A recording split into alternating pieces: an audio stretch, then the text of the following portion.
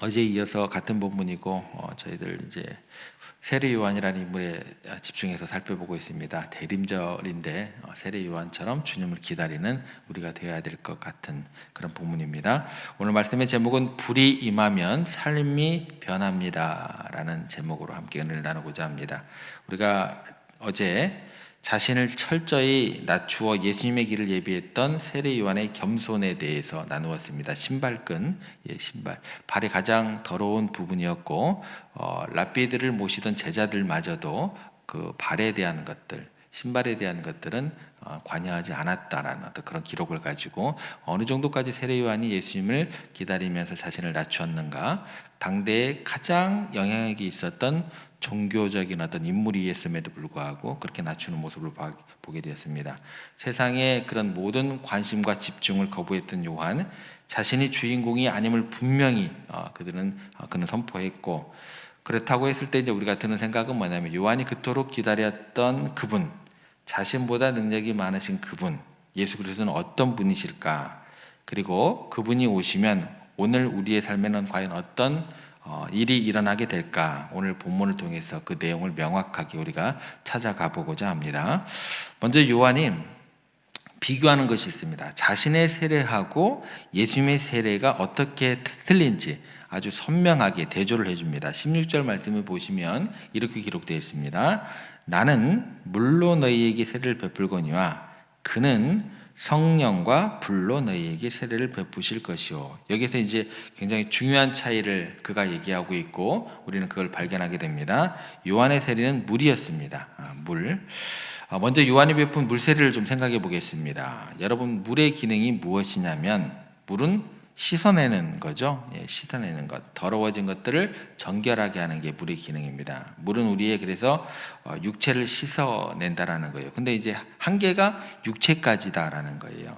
피부의 더러움을 씻어낼 수는 있지만 우리의 마음 깊은 곳, 영혼 깊은 곳까지는 씻을 수가 없습니다. 그래서 물세례는 내가 죄인입니다라는 어떤 그런 고백하는 회개의 표시까지가 그 영역의 기능이다라는 거예요. 하지만 물 자체가 사람을 또 사람의 본질을 바꾸지는 못합니다.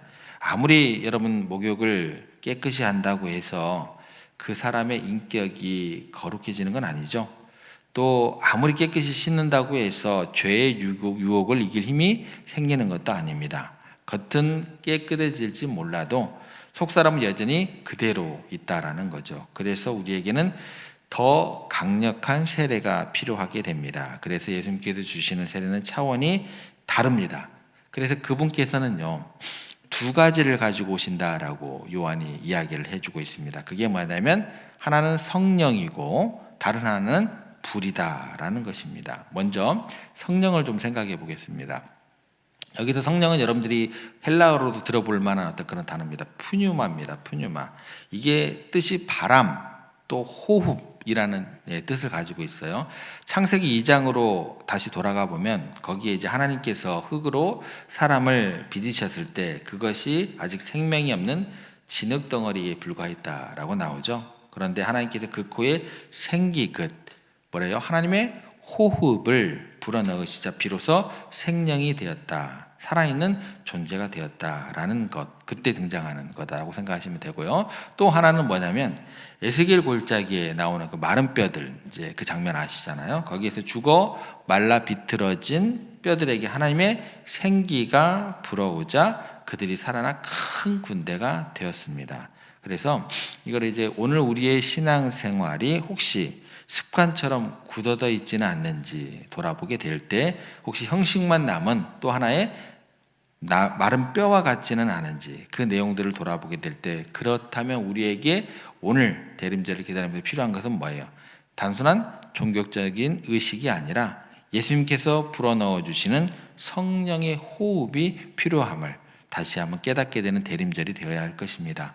그리고 그 생명의 바람이 불어와야 우리의 죽어가는 영혼이 다시 살아날 수 있는 그런 거룩한 주님을 기다리는 시간으로 우리가 나아갈 수 있게 된다라는 것 기억하시기를 부탁을 드리겠습니다.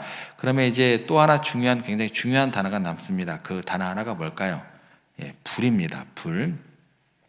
우리가 이 불에 대해서 굉장히 이제 오해하고 있을 때가 많아요. 흔히 불 받았다, 또 불세례 받자라고 하면 여러분들이 무엇을 떠올릴까요?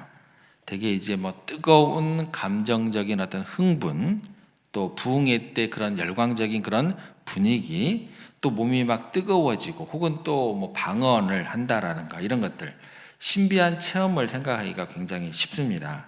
물론 성령님께서는 뜨겁게 역사하십니다. 차가운 지성이 아니라 뜨거운 가슴으로 우리를 만나 주시는 분이십니다. 오순절 마가의 다락방에도 성령이 임할 때 혀같이 갈라지는 불의 형상입니다. 불의 형상이에요. 그게 임했다고 기록되어도 있습니다. 하지만 여러분 성경을 읽을 때는 항상 제가 강조드리는 것은 뭐냐면 내 기분대로 내 경험대로 해석하시면 절대 안 되십니다. 본문이 무엇을 말하는가 문맥을 정확하게 바라보셔야 한다라는 거예요. 그래서 오늘 우리가 읽었던 누가복음 3장의 문맥에서 세례 요한이 말하는 불은 전혀 다른 의미를 담고 있다라는 거예요. 요한은 불 이야기를 꺼내놓고 바로 그 다음 절 17절에서 다음과 같이 이야기를 하게 됩니다. 손에 키를 들고 자기의 타작마당을 정하게 하사. 여기 보시면 이제 느낌이 축제 현장이 아니라 타작마당의 이야기가 이제 그려지게 됩니다. 심판, 정결에 관련된 그런 그림이 그려지고 있어요. 예수님 당시에 이제 팔레스타인의 농경 문화를 생각해 보시면 됩니다. 추수 때가 되면 농부가 타작마당에 곡식을 막 이렇게 쌓아두겠죠. 그리고 키, 이게 뭐냐면 위노잉 포크입니다. 여러분 우리 먹을 때 쓰는 포크가 굉장히 커졌다고 생각을 하면 돼요. 위노잉 포크라고 얘기를 해요. 이걸 이제 갈퀴라고 얘기를 하는데 이거를 가지고 쌓여진 어떤 곡식들을 뭐래요? 이렇게 퍼가지고 공중으로 휙휙 이렇게 해요. 들어 올린다고 그럴까요? 퍼 올립니다. 그러면 그때 어떤 일이 벌어지게 되면 지중해 쪽에서 바람이 불어와요. 바람이 불어오면 어떤 일이 일어나게 될까요? 알맹이가 꽉 찬 무거운 알곡은 그 자리에 툭툭툭 떨어지겠죠. 그리고 껍질뿐인 가벼운 쭉정이는 어떻게 돼요? 바람이 부니까 바람에 날려가지고 타작마당 바깥으로 밀려나가겠죠. 그러면 그렇게 한쪽에 모인 쭉정이를 농부가 어떻게 처리하느냐? 17절 하반절에 가면 이렇게 기록되어 있습니다. 꺼지지 않는 불에 태우시리라. 이 내용입니다. 그러니까 오늘 본문이 말하는 불은 우리를 기분 좋게 하는 캠프파이어 불이 아닙니다. 우리의 죄악된 찌꺼기를 태워 없애는 소멸하시는 불이다라는 거예요. 마치 금속을 재련할 때 용광로에 1000도가 넘는 뜨거운 불이 금속에 섞인 불순물을 다 제거하고 태워 없애듯이 성령이 우리 안에 오시면 가장 먼저 하시는 일은 뭐예요? 우리의 거짓됨을 태우는 일이 되는 것입니다.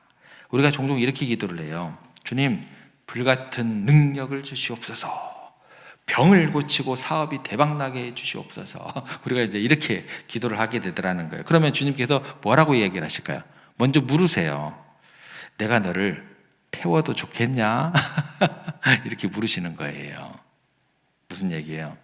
너의 깊은 교만, 아무도 모르는 너의 그 위선, 너의 그 탐욕이라는 더러운 껍질들을 내가 태워버려도 되겠느냐? 이렇게 물으신다라는 거예요. 이 불이 임하면 우리는 그래서 마냥 기쁘지 않을 수도 있어요. 왜요? 아플 수가 있어요. 고통스러울 수 있어요. 왜요? 내 자존심이 타들어가니까. 내 고집이 녹아내리기 때문에 이게 마냥 기쁠 수는 없다라는 거예요, 여러분들. 기억하시기 바랍니다. 그런데요, 그 태움이 있어야 우리가 진짜가 되는 거예요. 진짜 알곡이 되는 거예요. 그 거룩한 소각의 과정을 통과해야 우리가 하나님께서 쓰실 수 있는 뭐가 되는 거예요? 정금, 순금이 된다라는 겁니다. 성도들이 종종 성령을 받았다고 하면서 인격이 변화되지 않는 이유가 무엇일까요? 감정의 불은 받았을지 몰라도 내 자아를 태우는 이 거룩한 불을 통과하지 않았기 때문이다라는 그 내용으로밖에 설명이 안 됩니다. 세례 요한은요, 그래서 이 영적인 원리를 너무나 잘 알았습니다. 그래서 진짜 불을 받은 사람은 삶이 변하지 않을 수 없다라는 것을 알았어요. 그래서 그는 감상적인 어떤 그런 회개가 아니라 구체적인 삶의 변화를 이스라엘 백성들에게 촉구를 하게 됩니다. 요한의 불같은 설교를 들은 무리들이요, 두려움 때문에 떨면서 요한에게 다시 묻습니다. 10절 말씀에 보면 뭐라고 되어 있냐면, 누가복음 3장 10절 말씀에 보면 그러면 우리가 무엇을 하리이까? 그러니까 어떻게 해야 우리가 저 불에 타지 않는 알곡이 됩니까? 지금 이 얘기를 하고 있는 거죠. 그죠? 이때 요한의 처방이 우리의 예상을 완전히 빗나갑니다. 그의 대답은 놀랍도록 비종교적이고 아주 실제적인 대답을 우리에게 던져주게 됩니다. 먼저 일반 백성들에게 이야기를 합니다. 11절 보시면 옷 2벌 있는 자는 옷 없는 자에게 나눠주라. 그리고 돈을 만지는 세리들에게는 13절에 이야기합니다. 부과된 것 외에는 거두지 말라. 직업윤리를 지키라고, 정직하라는 이야기가 됩니다. 힘 있는 군인들은 뭐라고 얘기를 해요? 14절에 사람에게서 강탈하지 말고 거짓으로 고발하지 말고 받는 급료를 족한 줄로 알라. 네 힘 남용하지 말라는 이야기가 되는 거예요. 여러분, 이상하죠? 이상하셔야 됩니다. 세례요한이 지금 백성들에게 이야기하는 내용이 뭐냐면, 성전에 가서 너 철야기도 해라 라고 이야기하지 않아요. 야, 금식을 한 10일, 20일, 많게는 한 40일 해라 라고 이야기하지 않아요. 야, 헌금을 더 많이 해라 라고 이야기하지 않아요.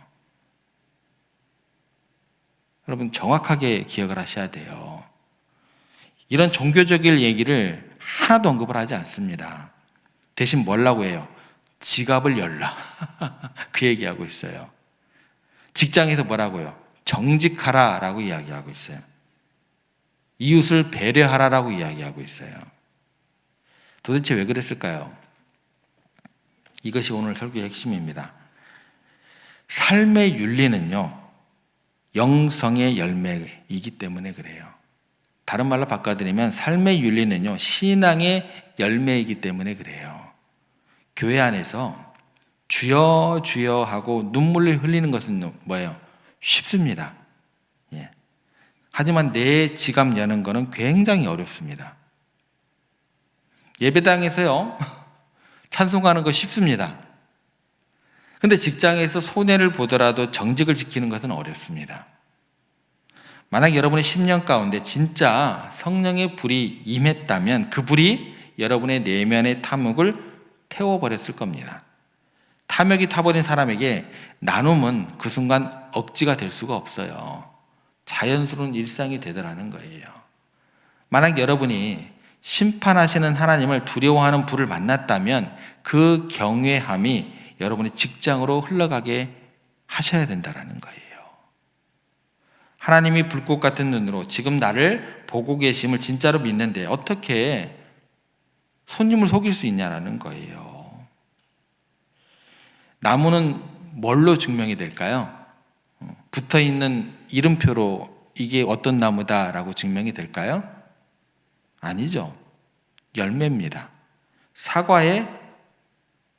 사과나무에 사과가 열려야 되는 거죠.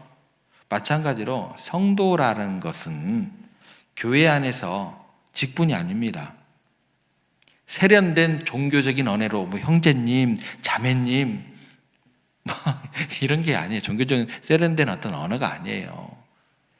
가정과 일터, 삶의 현장에서 맺히는 정직, 성실, 나눔, 이 열매로 증명되더라는 거예요. 이것이 진짜 대림절의 준비가 되는 겁니다. 백화점에서 선물을 사는 것이 아니라 내 삶의 현장에서 작은 정직을 실천하는 것, 그것이 오실 주님을 맞이하는 첩경이 되는 겁니다. 말씀을 정리합니다. 오늘 본문 뒤를 보면은요, 이 거룩한 불의 초대를 받았음에도 거부한 한 사람이 등장하게 됩니다. 그 사람의 이름이 분봉왕 헤롯입니다. 그가요, 요한의 설교 듣는 것을 싫어했을까요? 좋아했을까요? 두려워하면서 즐겨 들었다고 성경에 기록되어 있어요. 웃기죠?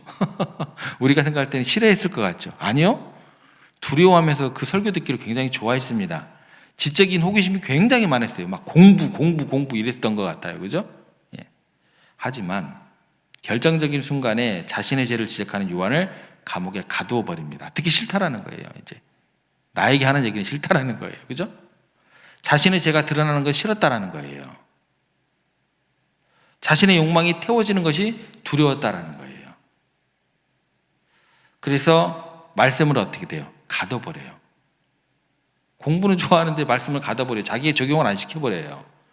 그리고 어떻게 해요? 메신저를 제거해버립니다. 죽여버립니다. 결국 그는 영원한 뭐가 되었을까요? 뚝정이가 되어버렸습니다. 사랑하는 성도 여러분, 저와 여러분은 오늘 어느 자리에 서 계십니까? 나의 죄를 태우시는 성령의 불 앞에 나를 내어드리는 회개하는 무리들의 자리에 계십니까? 아니면 내 치부가 드러날까 두려워 마음의 문을 걸어 잠근 헤롯의 자리에 계십니까?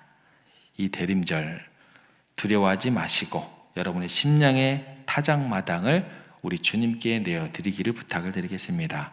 그래서 주님 오시옵소서 나를 태우소서, 나의 거짓을 태우시고 나의 탐욕을 태우소서. 성령님이 오셔서 우리의 묵은 때를 태우시고 정결하게 새 영을 부어주실 때 비로소 우리의 가정에, 우리의 일터에, 그리고 우리 교회 위에 하나님께서 예비하신 놀라운 새로움이 시작될 줄 믿습니다. 그런 새로움이 가득한 오늘 하루, 그리고 앞으로의 삶의 여정 되시기를 주님의 이름으로 축복합니다.